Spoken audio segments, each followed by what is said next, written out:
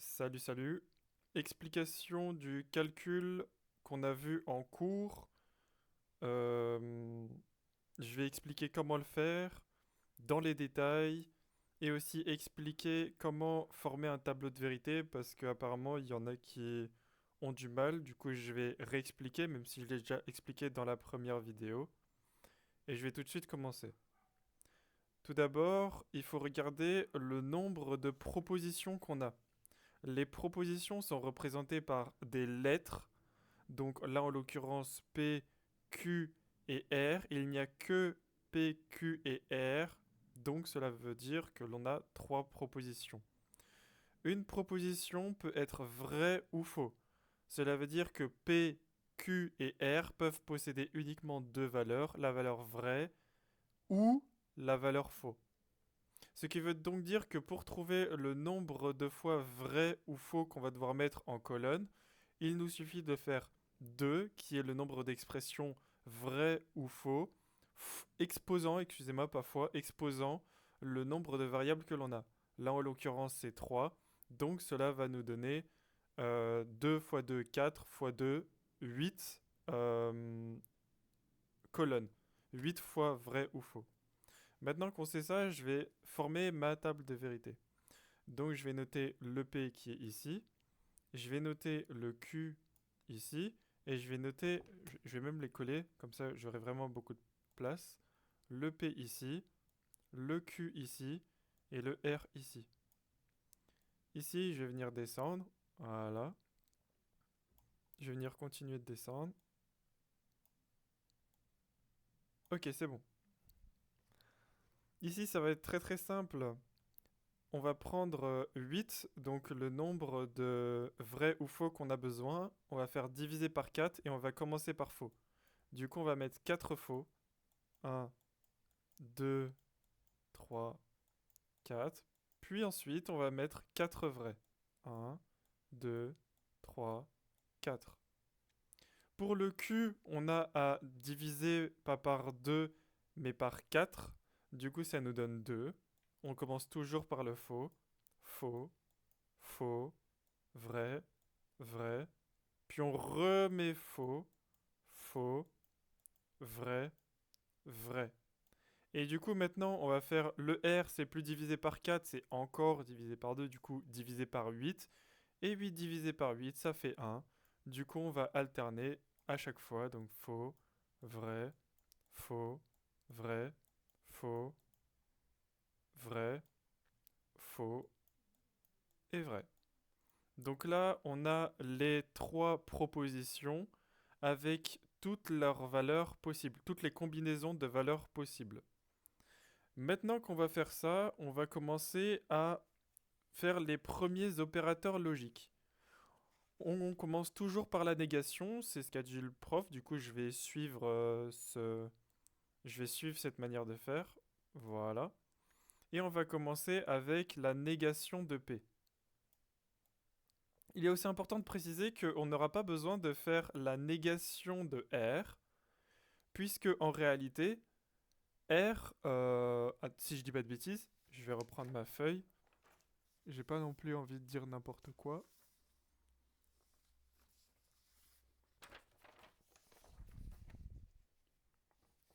Euh...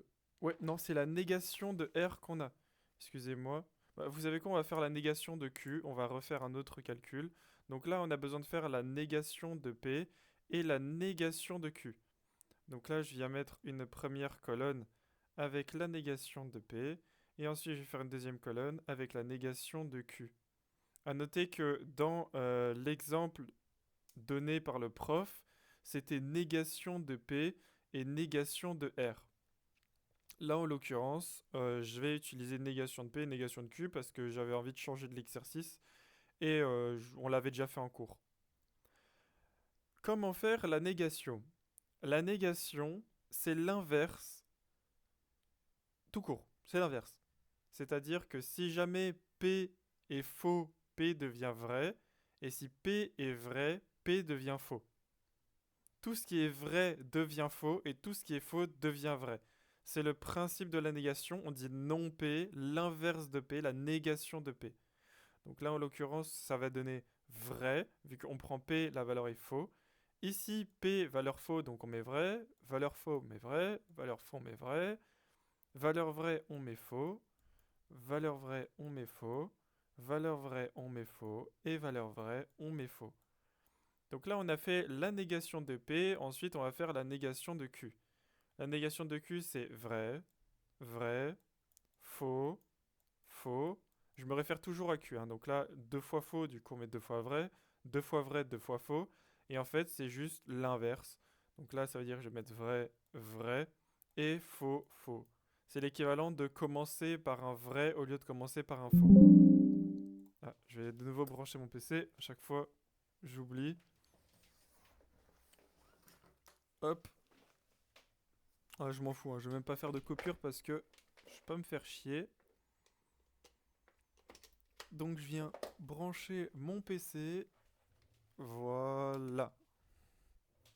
Maintenant qu'on a fait la négation de P et la négation de Q, on va pouvoir commencer par les doubles parenthèses.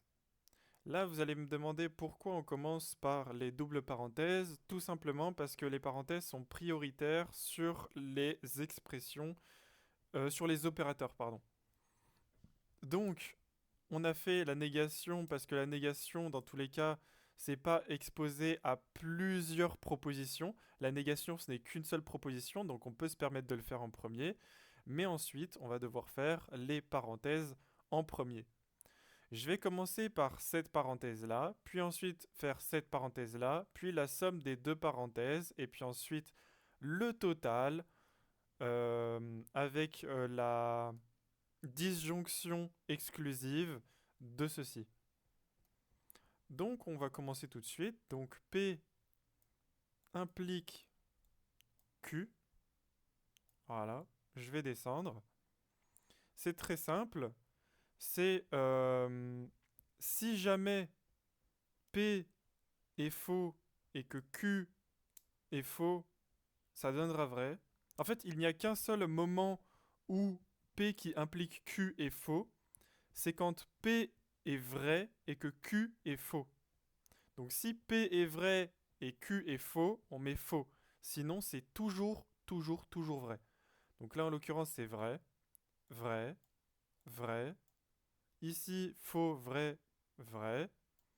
Ici, on peut voir qu'on a vrai et faux. Du coup, ça nous donne faux. Ici, on a vrai et faux. Ça nous donne faux. Ici, on a vrai, vrai, vrai, vrai. C'est pas vrai, faux. Du coup, on met vrai.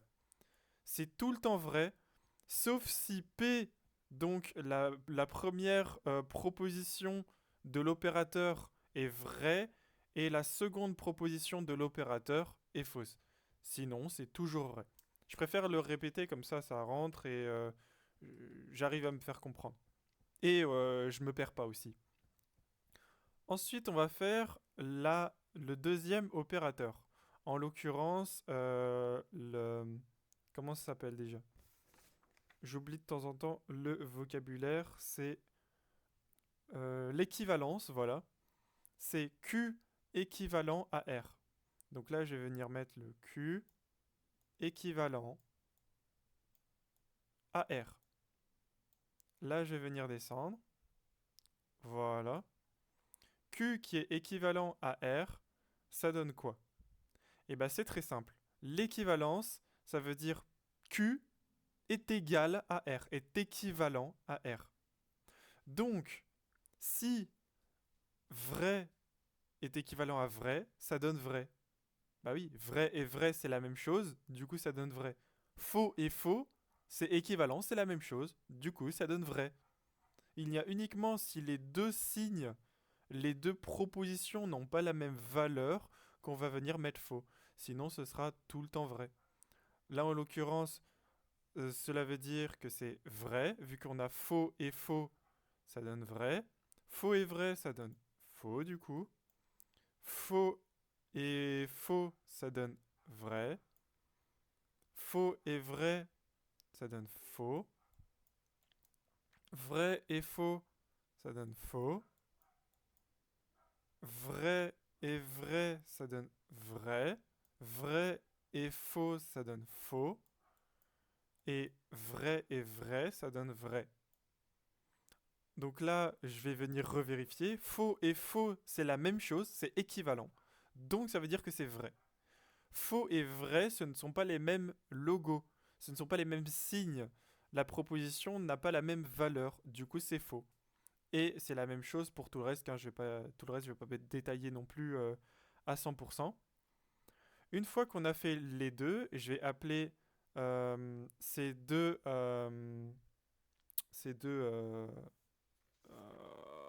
opérateurs.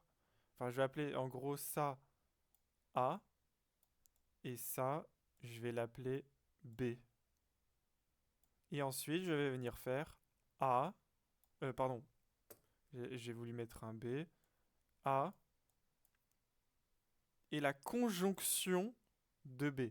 Conjonction, c'est le et, hein, je le rappelle, c'est comme un plus. C'est la conjonction, c'est le et. Et alors, la conjonction, contrairement à l'équivalence, c'est uniquement si les deux propositions sont vraies que cela donne vrai. Sinon, c'est tout le temps faux. Donc là, en l'occurrence, A et B, on peut voir que c'est vrai et vrai, ça donne vrai. Ici, c'est faux, vrai et faux. Vrai et vrai, ça donne vrai. Vrai et faux, ça donne faux. Faux et faux, ça donne faux et pas vrai, contrairement à l'équivalence. Faux et vrai, ça donne faux. Vrai et faux, ça donne faux. Vrai et vrai, ça donne vrai. Je crois que c'est bon comme ça. Vrai. On a ici vrai et faux, ça donne faux. Vrai et vrai, ça donne vrai. Vrai, faux, faux. Faux, faux, faux. Ouais, je crois que c'est bon. C'est bon, c'est bon. Maintenant qu'on a fait la conjonction de A et B, on va venir ajouter. Donc là, on est venu faire l'entièreté de ça. Donc A et B, c'est ça, hein, je le rappelle. Ici, c'est le A.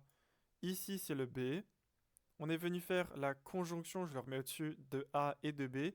Du coup, on va devoir faire la disjonction de non P disjonction de non Q, pardon. On va d'abord commencer par faire non P disjonction de non Q.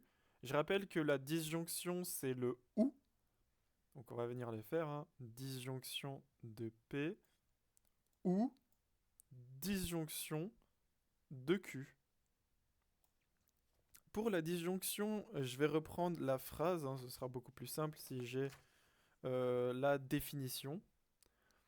La disjonction de deux propositions P ou Q. Elle est vraie si une des deux propositions est vraie. Donc ça veut dire que si non P et ou non Q est vrai, l'une des deux propositions est vraie, c'est vrai. Si les deux sont vrais, ça veut dire que c'est vrai. Si une des vraies, ça veut dire que c'est vrai. Si les deux sont fausses, ça veut dire que c'est faux. Je le répète, elle est vraie si et seulement si une des propositions est vraie ou les deux. Donc là, c'est vrai. Vu que ici on a vrai et vrai. Ici, c'est vrai. Vu qu'on a vrai et vrai. Vrai faux, ça donne vrai, vrai. Je vérifie, négation. Faux vrai, ça donne vrai, vrai. Et ici, faux faux, ça donne faux, faux. Et là, on a bien fait les 8. 1, 2, 3, 4, 5, 6, 7, 8. Je revérifie. Vrai et vrai, il y a une fois vrai. Je rappelle que ici, vu qu'on fait la négation de P ou la négation de Q, on va pas prendre P et Q ici. Hein.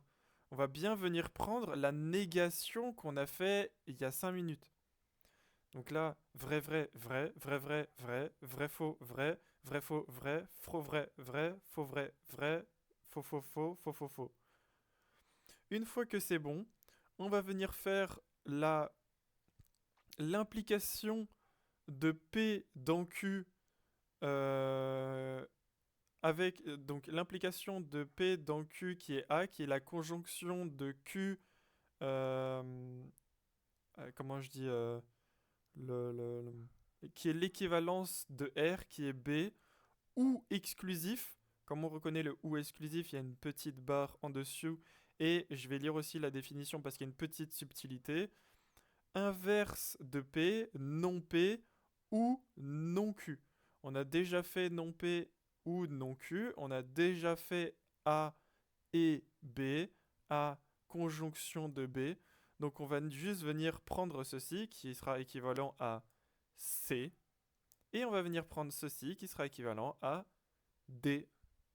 Et donc du coup ça va donner C. Ah, attendez, je vais peut-être rajouter une ligne. Ce sera peut-être un peu mieux. Hop. Voilà. Ici, je vais venir faire une nouvelle colonne. Et du coup, ça va donner C. Disjonction exclusive de D. Maintenant, je vais lire la définition de la disjonction exclusive. Elle est vraie si et seulement si P et Q n'ont pas la même valeur de vérité. Cela veut donc dire que là, en l'occurrence, si l'une des deux était vraie, si les deux étaient vrais, on pouvait mettre vrai. Putain, j'ai eu du mal. Par contre, dans ce cas précis, si on a deux fois vrai, cela va donner faux. Et oui, parce que c'est bien dit, elle est vraie si et seulement si P et Q n'ont pas la même valeur de vérité. Donc si euh, la proposition C est vraie et que la proposition D est vraie, c'est la même valeur de vérité, du coup c'est faux. Du coup ici c'est faux. Faux et vrai ça donne vrai. Vrai et vrai ça donne faux. Faux et vrai ça donne vrai. Faux et vrai ça donne vrai. Attendez, c'est décalé, hein. Je me suis perdu. Tac, tac, tac, tac, tac, tac, tac, tac, tac, tac, tac, tac, tac, tac, tac. Attends, il y a un problème là. Un, 2, 3, 4, 5, 6, 7, 8. Ok. Un, 2, 3, 4, 5, 6, 7, 8. Un, 1, 2, 2, 3, 3, 4, 4, 5, 5. Ok, 6, donc faux et vrai, ça donne vrai. Faux et faux, ça donne faux. Vrai et faux, ça donne vrai. Donc, la réponse à P implique Q, conjonction de Q est équivalent à R ou euh, disjonction exclusive de non P ou non Q, cela donne donc faux, vrai, faux, vrai, vrai, vrai, faux, vrai. Là, en l'occurrence, c'est ni une tautologie. Tautologie, c'est si tous les résultats à la fin étaient vrais. Si tout ceci est vrai, c'est une tautologie. Et si, à l'inverse, absolument tout est faux, c'est une analogie. Voilà, bah, je pense que la vidéo est terminée. J'ai fait le calcul qu'on a vu en classe. J'ai juste changé un petit truc. J'ai pas fait négation de R, j'ai fait négation de Q. Mais bon, voilà, c'est la même chose. Et j'espère que la vidéo vous aura plu.